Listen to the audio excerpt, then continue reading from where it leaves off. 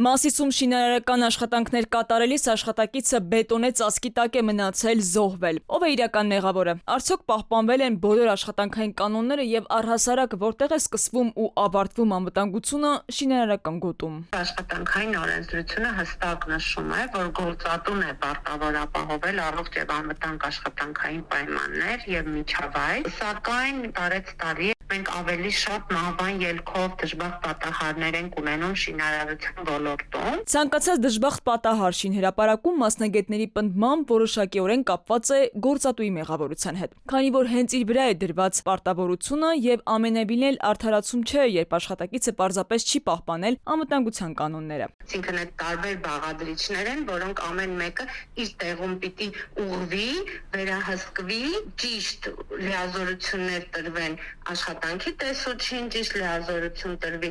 օրենքով, հնարավորություն տրվի նաև արհնության ներկայացուցչին։ Տեսչական մարմնից ժամին տեղեկացնում են, որ 2025-26 թվականներին գրանցվել է դժբախտ պատահարների մոտ 20 դեպք։ Աշխատանքային օրենսգրքի համապատասխան դրույթների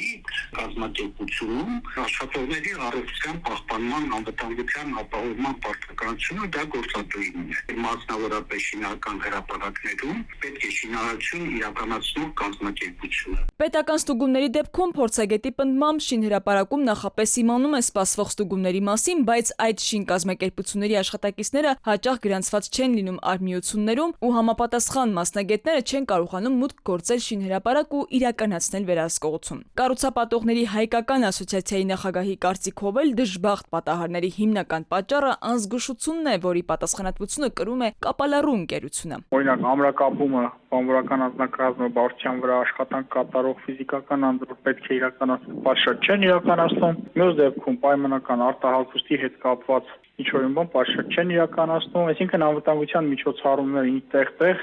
թերանում են։ Ի վերջո, շինարարության ոլորտում վերահսկողությունը այսօր լուրջ խնդիրների առաջ է կանգնած։ Շատ ընկերություններ խախտում են աշխատակիցների պահանջները առանց պատշաճ ուսուցման ու ապահովման։